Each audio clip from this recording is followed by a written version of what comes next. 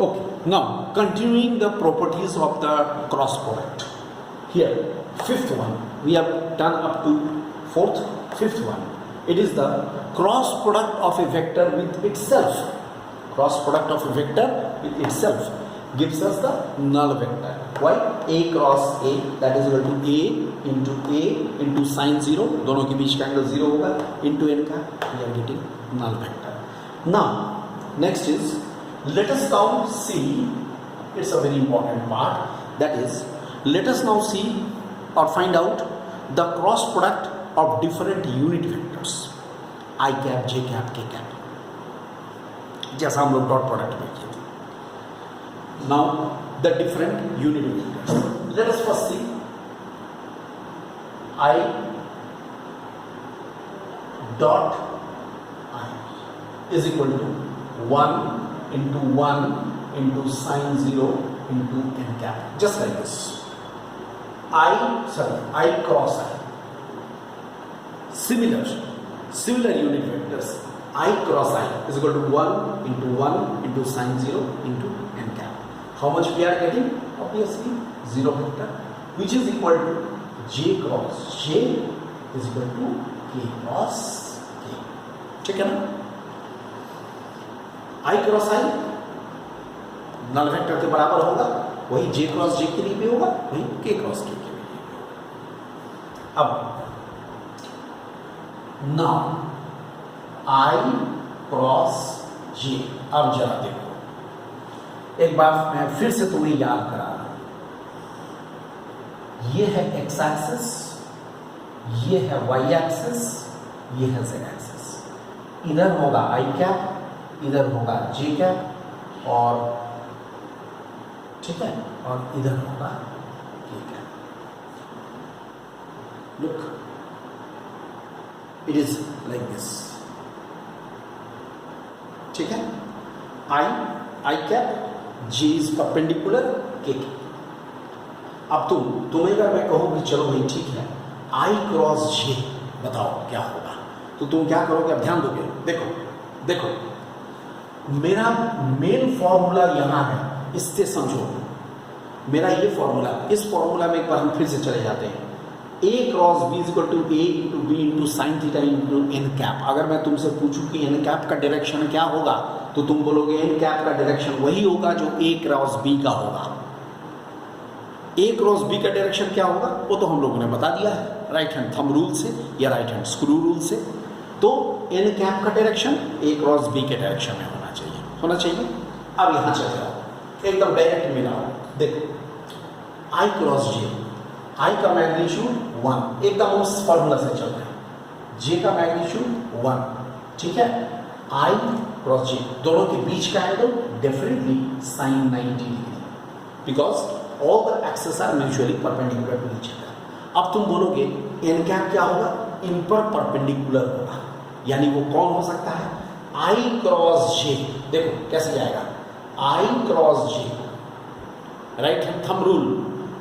i, ये देखो i along x axis cross j, इधर कैसा जाएगा?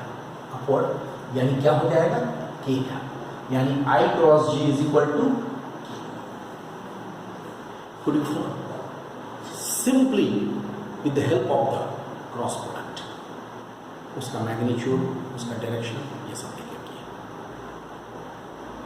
हाँ, अब मैं क्या करूंगा? यहां लिखूंगा सिमिलरली. मैंने एक को दिखा दिया, अब similarly j cross k is equal to i and k cross i is equal to j. i cross j is equal to k आएगा. सिमिलरली हम लोग दिखा सकते हैं j क्रॉस k i के बराबर होगा, k क्रॉस i j के बराबर होगा. और चूंकि कॉम्यूटेटिव लॉ नहीं लगता है, उल्टा होता है, तो इसलिए क्या होगा? Also j cross i is equal to minus k, ये उल्टा हो जाएगा. Then k cross j is equal to minus i and i cross k is equal to minus j. ये समझे? उल्टा हो जाता है कम्यूटेटिव लॉ, ये पूरा आ गया. Look at this, very simple. तो मुझे सभी यूनिट वेक्टर्स वाला बात मिल गया। ये पूरा पॉइंट 6.6 नंबर पॉइंट पूरा यूनिट वेक्टर्स, चाहे वो सिमिलर यूनिट वेक्टर्स हो या नॉन सिमिलर यूनिट वेक्टर्स है, उनके बीच का रिलेशन देता है। अब एक मैं तुम्हें प्रोसेस बता देता हूँ, इसको याद कैसे करोगे। ऐसे एक सर्कल बनाओगे, समझ गए? यू ड्रॉ ए सर्कल, यहाँ पर बनाओ, या अगर तुम्हें यहाँ पे दिक्कत होती है तो तुम एक सर्कल यहाँ भी बना सकते हो, यहाँ भी बना सकते हो। ऐसे I, J एंड K, देखो ऐसे सर्कल पर I कैप, J कैप और K कैप को तुम क्लॉकवाइज प्लेस कर दो, तब क्या होगा?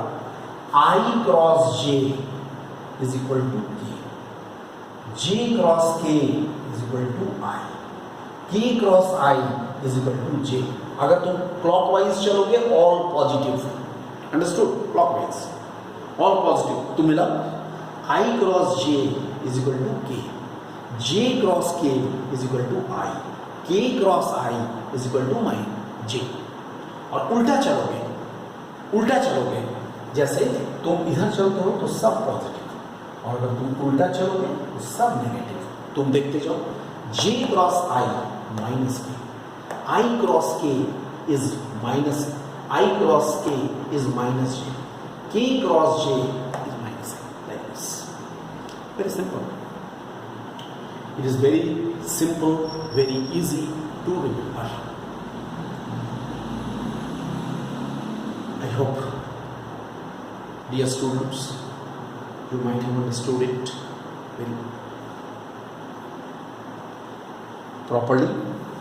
अब मैं क्या करता हूँ, अब देखो, अब मैं क्या करता हूँ, जैसा मैंने क्रॉस प्रोडक्ट निकाला था in terms of the rectangular components, वैसे ही मैं, जैसे मैं डॉट प्रोडक्ट निकाला था in terms of rectangular components ax bx, ay by az bz, उसी फॉर्म में मैं क्रॉस प्रोडक्ट निकालता हूँ। ठीक है, तो मैं निकालता हूँ यहाँ पर ऐसे, मैं यहाँ पर, मेरा टॉपिक अब होगा cross product of vectors,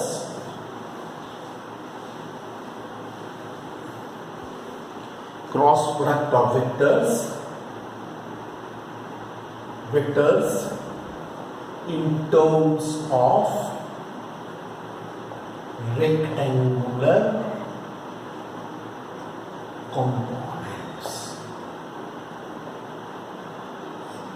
Obviously मैं कहूँगा A vector cross B vector is equal to xi plus ayj plus azk cross, cross देखो क्या लिखूंगा, bxi plus byj plus bzk। Look, एक बार मैं फिर से याद करा दूं, चूंकि मैंने अभी थोड़ी देर पहले, जस्ट थोड़ी देर पहले मैंने डिस्कस किया है, उसी तरह का डिस्कशन है। दो vectors a vector and b vector, they are specified in 3 dimension, they have axi plus ayj plus azk, ये दोनों।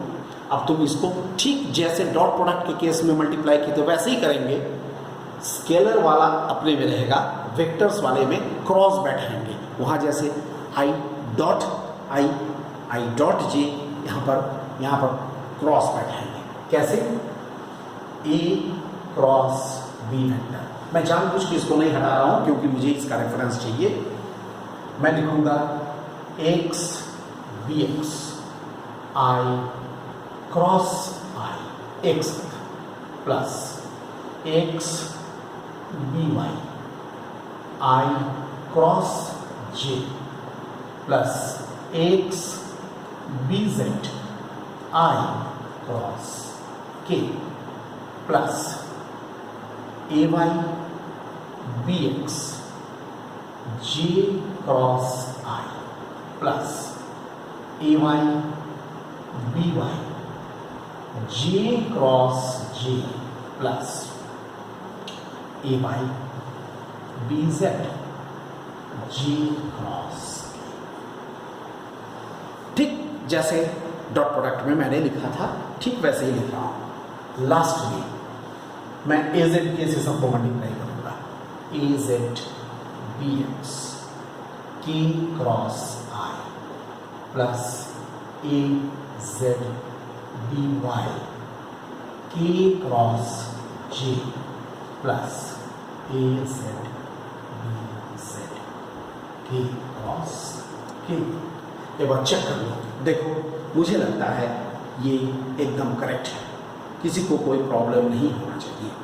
आई hope there should not be any doubt, any difficulty in this. Alright, now what you will do, सब कुछ तुम्हारे सामने है। अब मैं क्या करूंगा, ऑब्वियसली ये नल वेक्टर हो जाएगा, ये भी नल वेक्टर हो जाएगा, ये भी नल वेक्टर हो जाएगा, लेकिन बाकी सबका कुछ कुछ वैल्यूज निकलेगा। ठीक है ना, ये नल वेक्टर हो जाएगा। ठीक है, you try, in the mean time again I am coming.